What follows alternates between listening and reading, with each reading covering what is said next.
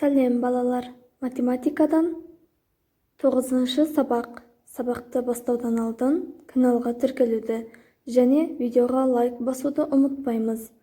Видеоны соңына дейін өткізбей қараймыз.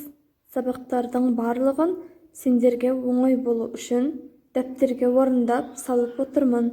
Егерде үлгермей жатсаңдар, видеоны қайтарып немесе басынан көруге кеңес беремін.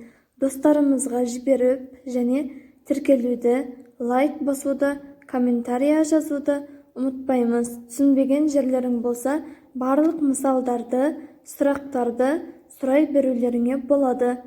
Түсінбеген жерлеріңді комментарияға жазып кетіңдер.